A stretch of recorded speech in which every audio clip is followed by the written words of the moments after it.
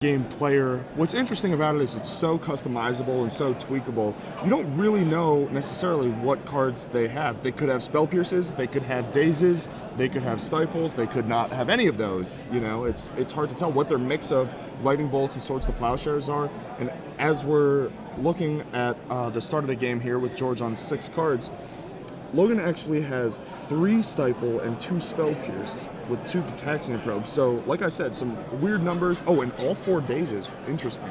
So yes, you can definitely do some interesting stuff, and as an opponent, it makes it really hard to play against when you don't know the exact configuration of your opponent's deck. And here George cracks his fetch land on turn 1, but it's to cast a spell, a Deathrite Shaman.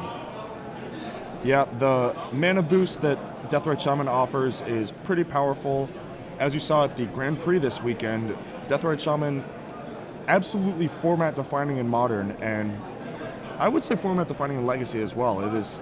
It is played in many of the major, the Tier 1 and Tier 2 decks in the format. Yeah, and you have to love Steve Argyle's art on Deathrite Shaman. Horatio, I knew thee well. I believe it's York, I knew him. Oh yeah, whatever. It's been like 30 years since I did Shakespeare.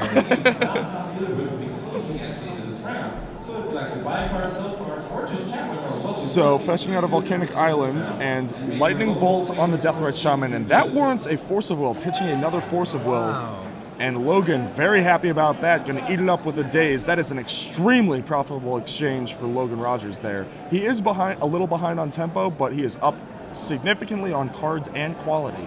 And Tarmogoyf already, what is that, 3-3? Looks like this is going to get Force of Will. So now the card count is back down near parity, but Logan is behind 2 land drops. He is up a little, it seems, but that's mostly due to being on the draw and George Mulligan. And that is a good way to refill after being down to 0 cards. Delver flips right away. Insectile Aberration is what that is, not a morph. And Spell Pierce goes to the hand. That's going to be fairly good this game, as George is out of cards with only 3 lands. I like that little shortcut that Logan just did there. He kind of half pulled the card out of his sleeve and said, I'm attacking with it. I'll worry about flipping it later. And here we see another Tarmogoyf off the top for George. Not a bad draw. Not a bad draw when the Delver Seeka's trigger showed a Spell Pierce. Yes, it does look like a Swords to Plowshares is in Logan's hand. Question is whether he wants to use it. He's going to have to crack his fetch if he wants to. Ooh. He chooses not to use it and is kind of punished by drawing a Stoneforge Mystic that he now can't cast. Well, he can cast either the Stoneforge Mystic. He can cast either the Stoneforge Mystic or the Swords to Plowshares, not both. So now it's a bit of a decision time here. And Logan has to plan his game around that Ancestral Visions, which now has 3 time counters on it. Yeah, he's going to want to pace it so that he's at a significant board advantage by the time it ticks off. That's your only real way to deal with it without countering it outright. And he has a Spell Pierce in hand, which is not going to be able to counter it, but can maybe use up some of George's mana and his upkeep. Yeah, you can use it as a pseudo time walk, big tempo gainer, to make it so that he can't deploy the cards that he draws off of it at a reasonable clip at all, and that will help him if he's going for the tempo oriented strategy rather than trying to outrun the Ancestral, then which is the correct play, I would say. It's pretty hard to outrun an Ancestral card advantage-wise without anything else. Here we go. Logan Rodgers commits the Stoneforge Mystic to play and searches up a Batterskull. Still a little awkward because if he wants to activate the Stoneforge and put that Batterskull down, it may tie up his mana again for that Swords to Plowshares that we've known about for a while that he chose not to use on the Tarmogoyf. Ooh, an Abrupt Decay, a very good draw from George. Cast it immediately, get rid of that Stoneforge before it can activate and drop in a Batterskull for free. And now Tarmogoyf still only a 3/4 creature land instant. Logan Rodgers with a Batterskull stranded in hand. Yes. Not going to be able to cast it for a while. Now, Logan's gotta get on board, get ahead on board a little more before that Ancestral ticks off, whether it's plowing the Goyf or playing another creature or both. Wow, Wasteland will do it. Wasteland, the green source, and passes. Ancestral down to one. Counter. Brainstorm, not the worst draw, but not what he's really looking for here. I would have to assume that would be Spell Pierced if it were cast at this point. And we know about that Spell Pierce, so George likes to hold on to the Brainstorm. See if maybe Logan taps his mana this turn. The problem with that is you're still not lethal. If he were able to, if he had, say, a Lightning Bolt in hand, while he's end-stepping the Brainstorm, that's an interesting choice. He's trying to draw out that Spell Pierce here, make Logan tap some mana, so he'll be free to use the Ancestral Visions, the cards he gets. Right. That does look like what is going on here. And Logan lets him draw those cards. He's going to have to put 2 of them back, and then he'll just immediately draw 2 of them again off the Ancestral Visions. I think if you were going to do that, you want to do it on your own turn, because if you hit a land, you can play it. If he lets the Brainstorm resolve and you draw a land off of it, you can just keep that as your 1 card and then instantly play it. Seems a little better. If you're going to cast the Brainstorm, you could also just not cast it. And sure enough, we do see it being pierced. We've been waiting for this for quite some time. George does pay the 2, but more importantly, that taps him out in a critical juncture here. Ancestral Vision's a sorcery, so the Tarmogoyf does get bigger. Draws for his turn. And it doesn't look like he's going to have an answer here, as I did catch a glimpse of the Lightning Bolts in Logan's hand that is indeed lethal, so... There you go, he plays a land. If as you said, he had cast Brainstorm on his previous turn, George... He could theoretically cast, say, an Abrupt Decay this turn. Yeah. I have no idea what that is. The Jataxian Probe, Friday Night Magic foil version.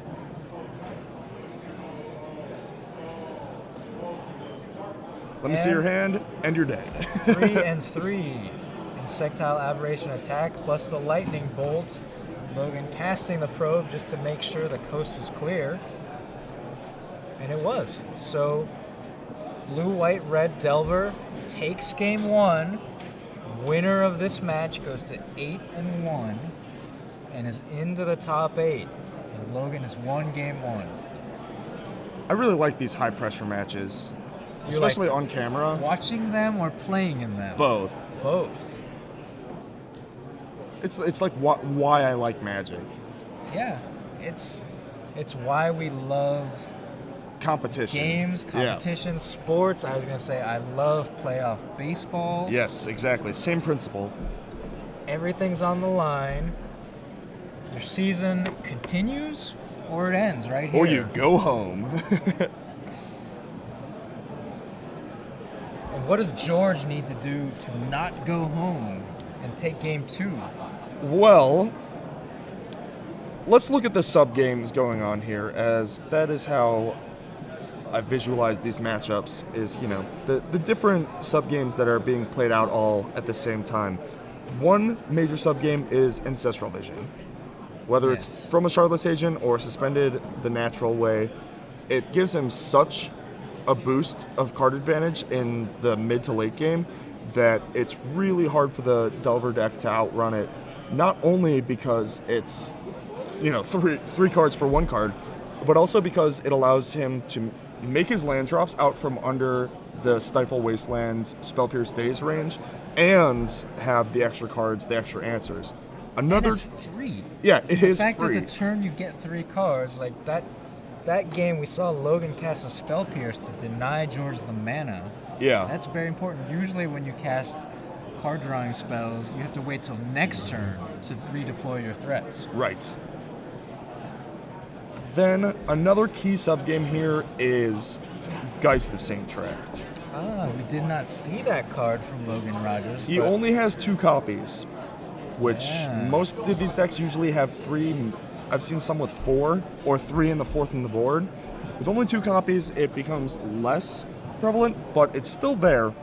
And George, unlike Jerry's build, does not have Baleful Strixes, which are 2 additional blockers, 2 plus additional blockers, depending on how many are in the sideboard, for the Geist of St. Traft. So on D, for the Geist, there's only 4 Tarmogoyf and 4 Shardless Agent. There's also 1 Pernicious Deed and a couple of Liliana of the Veils in the sideboard. a full set of 4, in fact, Liliana of the Veils. Wait, no, where? I'm only seeing 2 Oh, no, Lilies. sorry. That's Yeah. Leyline of the Void. The Length of those words looks exactly the same as No, it's- Liliana of the Veil. It's 2 Liliana of the Veil, but he also has a second copy of Pernicious Deed, which, Okay. Also deals with Geist of St. Traft. And a Massacre. A Massacre is a cute one. I didn't see that. Freeze. Yeah. Massacre, a Geist of St. Traft is pretty awesome. We'll see if George can massacre a Geist of St. Traft. And that card is so good that a few months ago when Esper Stoneblade was the flavor of the month, those decks were boarding that in very aggressively and just going for the quick kill. Playing Absolutely. it often on turn 2 off of a Deathrite Shaman. Logan Rodgers does not have the capability to play Geist on turn 2.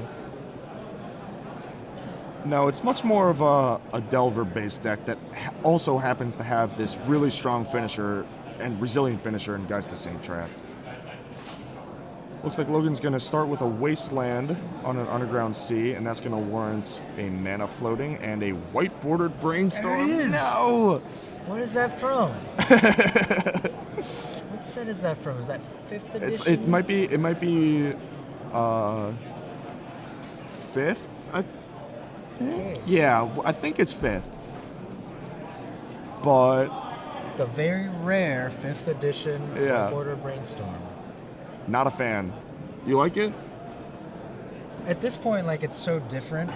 That is kind of cool? Yeah. Yeah, it's exotic. It is exotic. Yeah. All right, so George does brainstorm a response, digging for a couple more lands. He does find a tropical island and passes the turn back to Logan. Let's see what Logan decides to do now. He leads with a Flooded Strand and passes the turn back to George.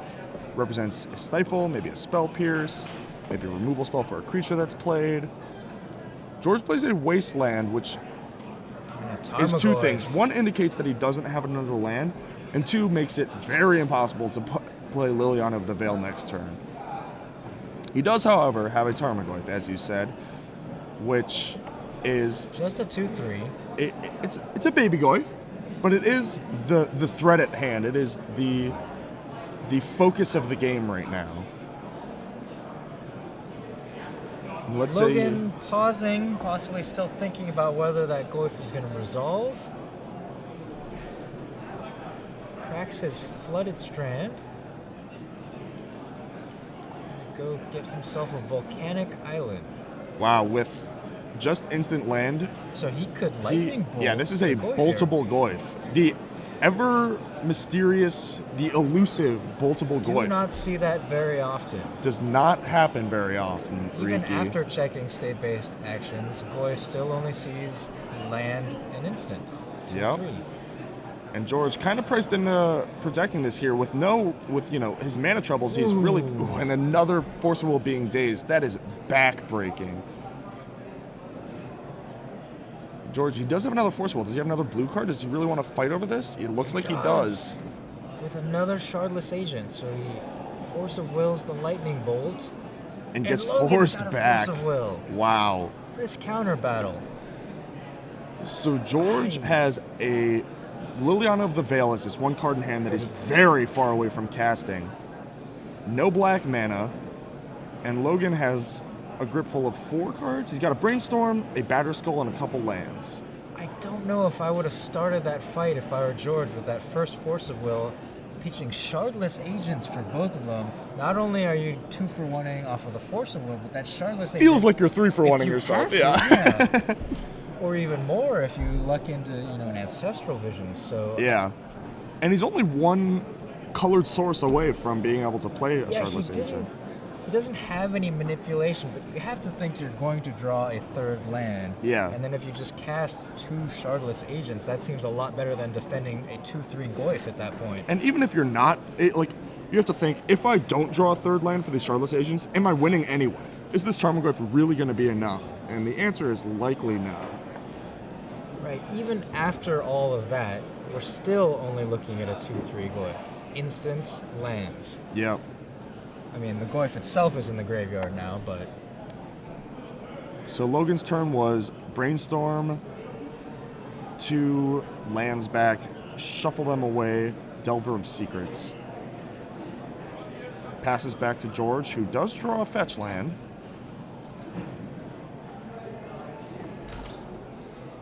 Gonna crack that before Stifle is a live card. Grab a black source here.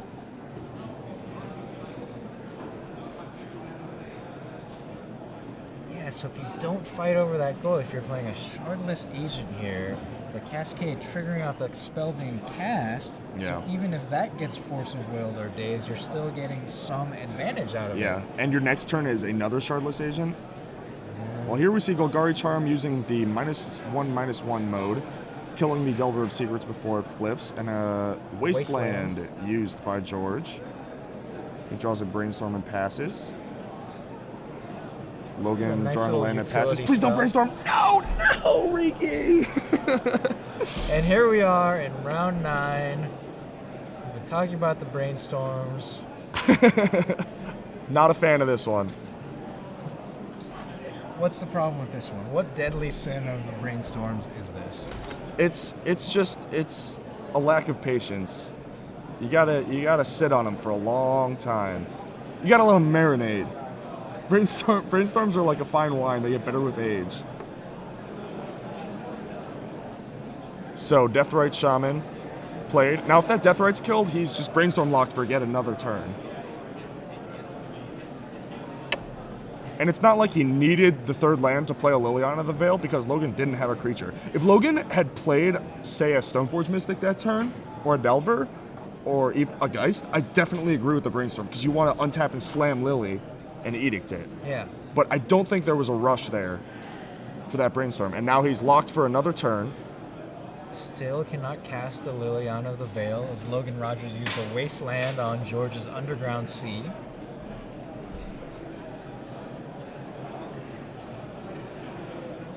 And 3 cards in hand. 2 of which are Liliana of the Veil.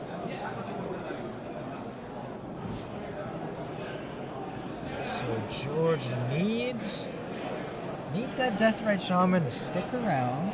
And to draw land. Yes. Alright, so it's Force of Will, Lily. As Logan cracks 2 fetches. This smells like a Geist the Saint Draft. Yeah, 3 mana. Has to be Geist. They're calling her to the stage. There's that guy again. And here we go, Geist the Saint Draft. And even plays an extra land. How in case of brutal. And this is a fresh days. draw. So if he draws a land here and slams Lily, edicts that is huge. Does fortune favor George Let's Goanos? See. It is yes, a land. It does. There is a daze for Logan. It's going to get...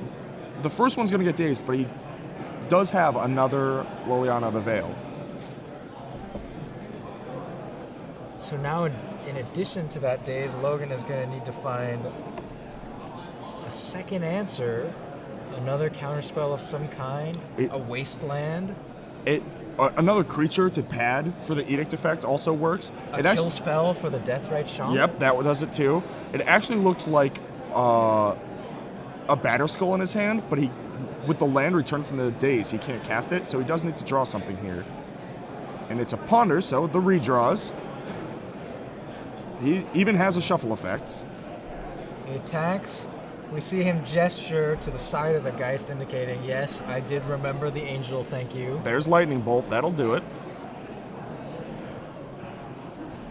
Alright, so he can replay his Volcanic Island, bolt the Deathrite Shaman, and force George To draw find a another land, yes.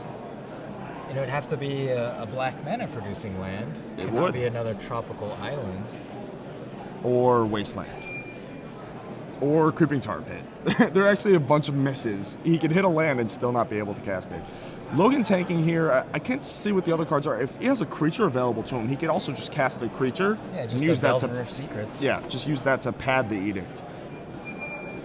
Jump in the way and save the Geist. That's the thing. When you use your one time to call for something, you like knock on your deck and You gotta say be land. specific. Yeah. Because if you say land and then draw the Creeping Tar Pit, you're like, not that land. I've done that in standard. I'm like, I need a land, and I draw, the one of Guildgate in my deck, and not able to cast my spell. It looked like it was a Swords to Plowshares, a Lightning Bolt, and a Brainstorm. So he's going to get the Plow and use that so that he gets to keep those other two cards. Oh no, okay, he hadn't played his land yet. So sure enough, he takes the Bolt, plays the Volcanic Island, takes out the Deathrite Shaman, and now The only thing that can generate that kind of power is a bolt of lightning. he did it! A black land, another Liliana the Veil, and you can tell from his body language he is excited about that one. Lily resolves, gonna eat the Geist of St. Traft, and now we got a game. George Goanos is living on the edge, born on the bayou, Liliana of the Veils, back to back. He casts them. First one taken down by Daze. The second one sticks, takes out the Geist of St. Traft. So he uses the Brainstorm, draws the Swords of Plowshares he knew about. His two fresh cards, it looked like, were Force of Will and... I saw it, I just forgot about it though. Stoneforge Mystic. Force of Will and Stoneforge Mystic. Swords to Plowshares, Batterskull is his 4-card hand. I assume you put back Batterskull and Force of Will and then just play Stoneforge and get the Batterskull back. That's a free little card draw Yep. there. That looks like what he's doing. Yup. And he doesn't bother shuffling his deck and pretending like he didn't have the Batterskull the whole time. He just puts it right from the top of his deck into his hand. I do that too. It's not technically correct. You're supposed to, shuffle your deck and try and pretend like you didn't have it the whole time. But I don't know. I like the flair that comes with just like, yep, finding this. We knew he had that from the previous Stoneforge Mystic. Oh, did George know about it already? Yeah. Okay. Well, he had Brainstorm since then, right? So he could have shuffled it back earlier. But it looks like George has something to play this turn. It looked like a blue card. Oh, it's a Brainstorm. A special Brainstorm. I actually don't mind this art. This is what I'm saying. The white border one stands out now because there's so many different promo and special dual deck versions. Yeah, that's true.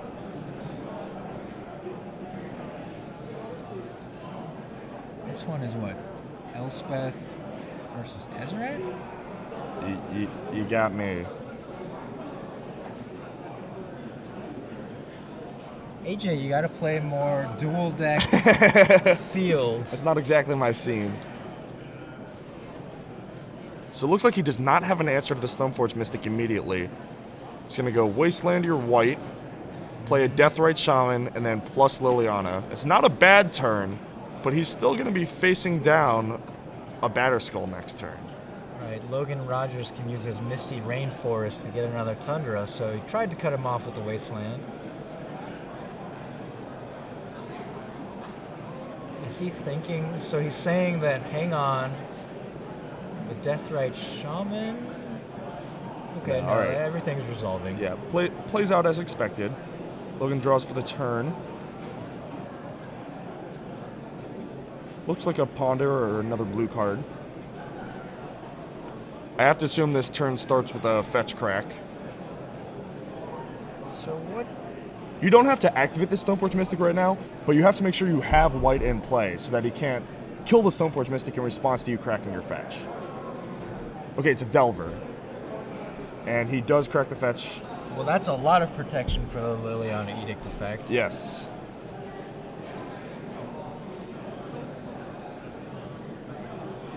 Gets the Tundra.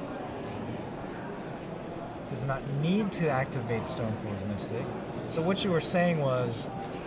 Had he just passed and George draws, say, an Abrupt Decay, Right. then he can pass the turn, and when Logan goes to crack his fetch to get the whites so that his Stoneforge activation can be used to put the Battle Skull into play, you kill him responsive to fetch land, and he doesn't have white. He can't activate his Stoneforge Mystic. The Battle Skull is stuck in your hand. Oh, it's actually even worse because it's plus Liliana, fetch and response, kill Stoneforge, you can't activate it, Liliana trigger, activation resolve, discard Battle Skull. That would have been tragedy. But he does crack the fetch before. And now George is in the tank. How do I deal with a Batter Skull, a Stoneforge Mystic, and a Delver of Secrets with only a Deathrite Shaman, a Liliana the Veil at 2, and I believe that's the Force of Will that he put on top. He's thinking chances for the top 8 seem to be slipping away. All right, so he actually plus Liliana there, discard his Force of Will. Obviously, Logan responded by activating the Stoneforge Mystic, putting the Batter Skull into play, putting the Germ token on it. He untaps and draws. He actually Delver peeked and then drew, so we know it's not an instant or sorcery. And now Logan thinks about how he wants to attack. It would have been very easy had he flipped the Delver. You just send the Batter Skull and why not the Stoneforge Mystic at George, and the Delver takes care of Liliana. But without the Delver flip, attacking becomes a little more murky. Because you can send all 3 of your guys at Liliana, sacrifice the Delver to either kill the Liliana, or the Deathrite chumps the Batter Skull and Liliana goes to 1 and can't Edict anymore. Or you just send the Batter Skull Germ at Liliana, let George choose between his Lily and his Deathrite. And just sacrifice. And let something. the game continue, yeah. Just take the 1 for 0 and continue.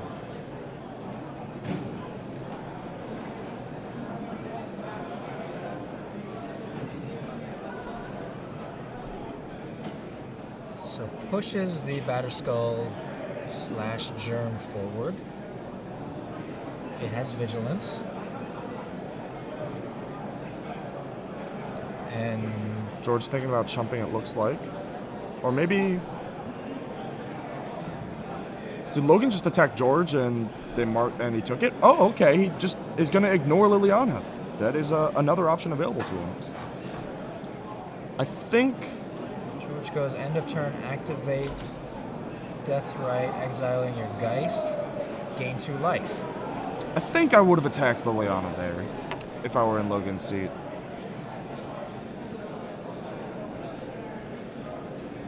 Well, he can sacrifice a Stoneforge Mystic. That's basically a free sacrifice. Yeah. A 1/2 not doing much on this board. And there you go. He's going to hope that his Delver of Secrets flips. It does not. So, now what?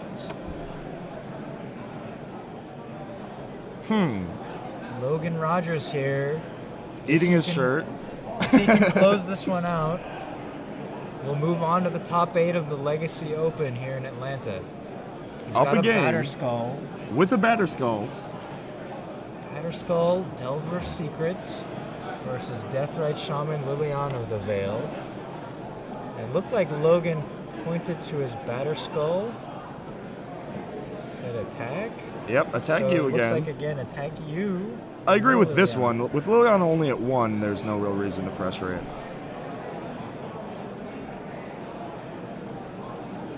George. Ooh, another Stoneforge Mystic. This puts an Umezawa's Jite directly into play, as Logan is just going to cast it here. Oh, it's not in his deck. He boarded it out. Did he board it out, or did we miss it getting killed earlier? I don't think it got killed this game. This is the game where they fought over the Tarmogoyf, right? He's searched for the Batter Skull with both of the previous Stoneforge Mystics. Yeah, I he's guess he cast. boarded out his Umezawa's Jite.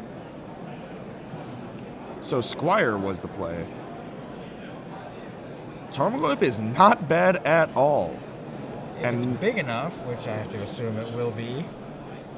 Instant land, sorcery, creature, so it's At least a 4/5. yeah, at least big enough to deal with the germ for now. The Delver is still lethal if it gets to flip and be equipped, but Logan can't draw a spell and a land at once, so that's going to have to happen over 2 turns. They haven't printed that yet, huh? Yeah. Instant land.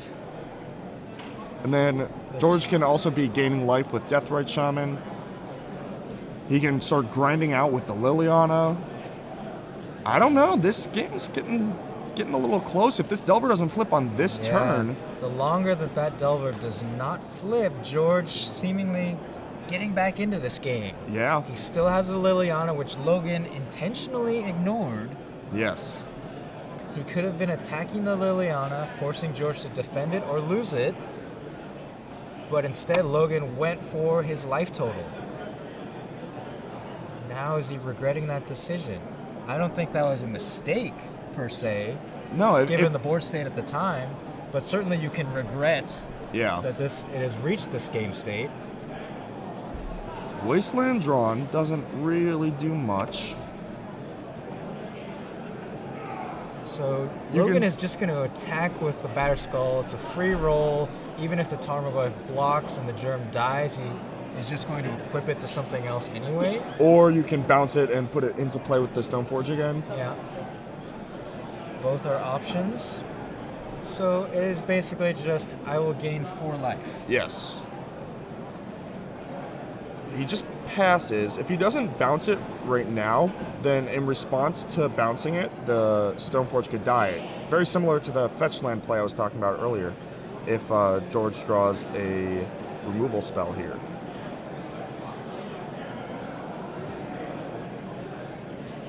Right, and now Liliana also has 2 loyalty counters again. George just drew a Golgari Charm, which doesn't quite do enough here. He can take out the Delver. So he elects to cast the Charm. -1/-1. He's going to possibly force Logan's hand here. Yeah, actually, that's actually really strong, because without the looming threat of the evasive Delver, the Tarmogoyf can just stand off against the Batterskull all day. They're at parity, which means that Liliana is going to take over, right? Logan can gain 4 a turn, but Liliana is eventually going to do something. And George +1s Liliana. And Logan says, return the Batterskull and put it back. Oh! That is a huge draw.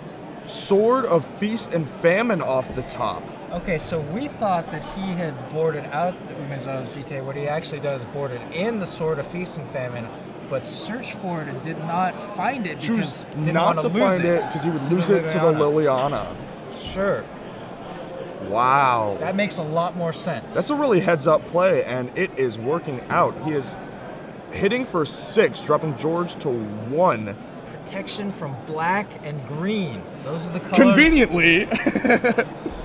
Now, George can still draw a removal spell for the Stoneforge Mystic and Edict the Germ, which will at least buy him a little time.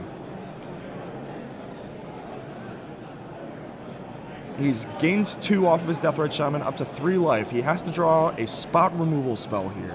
Oh boy, once again, George has to knock on the top of his deck. Did he find it this time? He's going to put it face down in front of him. Gonna slow roll all of us. Is he slow rolling, or is it something where he has to think about? It might also be that. Pernicious Deed would also... You can deed for 0 for the Germ, or 2, more likely. Take out the Stoneforge and the Germ. He says Edict. Edict you, sack a Germ. Logan chooses the Germ because he can just rebuy with the Stoneforge Mystic. Well, this actually... Free Germ? This actually opens him up to spot removal, right? Says go. Logan activates the Batterskull, returns it with Stoneforge, gets the Germ token back. He's just going to re-equip the Sword of Feast and Famine. Attack, and George There's the extends the hand. Wow. That was And a hug. Oh, he won the match and a hug. That's better than making top 8. No? No? Maybe. Maybe. It didn't look like that great of a hug.